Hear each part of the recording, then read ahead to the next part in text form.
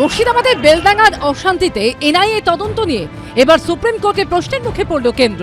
মুর্শিদাবাদেরই শামশেরগঞ্জের অশান্তির প্রসঙ্গ টেনে এনআইএ তদন্ত নিয়ে ইঙ্গিতপূর্ণ মন্তব্য করলেন বিচারপতি জয়মাল্য বাগচি।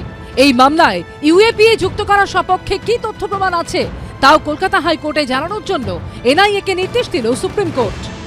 যেটা আজকে সুপ্রিম কোর্ট প্রশ্ন তুলেছে সেটা হচ্ছে based on the facts and ঘটনা।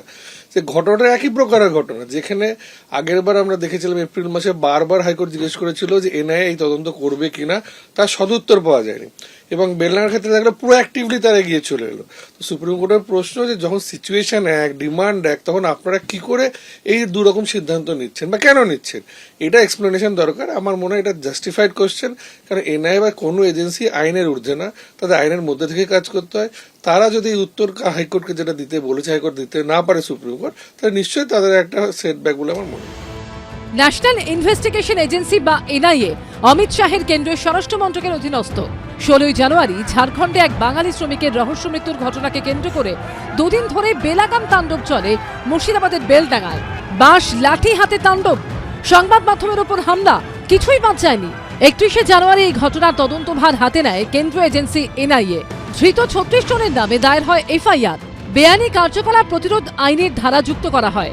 কিন্তু সেই এনআইএ তদন্ত নিয়ে এই বুধবার প্রকারান্তরে প্রশ্ন তুলেছে সুপ্রিম কোর্ট।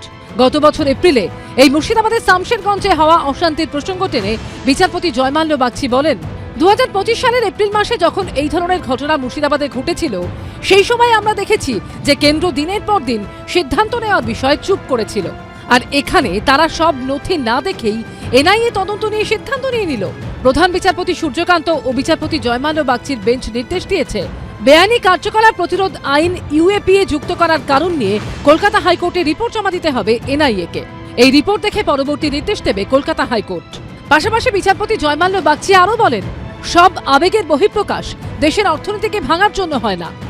স্টেট গভর্নমেন্ট দাঙ্গাবাজদের পক্ষে, অ্যান্টি ন্যাশনাল ফোর্সের পক্ষে সুপ্রিম কোর্টে এসএলপি ফাইল করেছিল। Supreme court state government SLP accept করেনি, বলেছে back to the Calcutta high court. Supreme court SLP entertain করেনি, বলেছে আপনাদের যা বলার আপনারা কলকাতা হাইকোর্টে বলুন, আমরা এখানে এন্টারটেন করবো না। সুপ্রিম কোর্ট যখন বলেছে নিশ্চিতভাবে তদন্ত করুক, কিন্তু এই এনআইএ এর ভূমিকা তো আমরা দেখেছি বিজেপির নবতম চাকর-বাকরে পরিণত হয়েছে। ইডি সিবিআই এর পরে, ইনকাম ট্যাক্সের পরে বর্তমান নির্বাচন কমিশনে চাকরে পরিণত হয়েছে। এই এনআইএ হচ্ছে তাদের নবতম চাকর। এনআইএ আসলে পলিটিক্যাল টুল হিসেবে ব্যবহৃত হতে হতে তার কর্মদক্ষতা হারাচ্ছে, এটা ভারতবর্ষের জন্য দুর্ভাগ্য।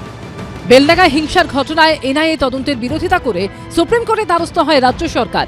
কিন্তু মামলা কলকাতা হাইকোর্টে ফিরিয়ে দিয়ে সুপ্রিম কোর্টের প্রধান বিচারপতি সূর্যকান্ত ও বিচারপতি জয়মাল্য বাগচির বেঞ্চ জানিয়েছে, এই মামলায় এই মুহূর্তে হস্তক্ষেপ করছে না সর্বোচ্চ আদালত।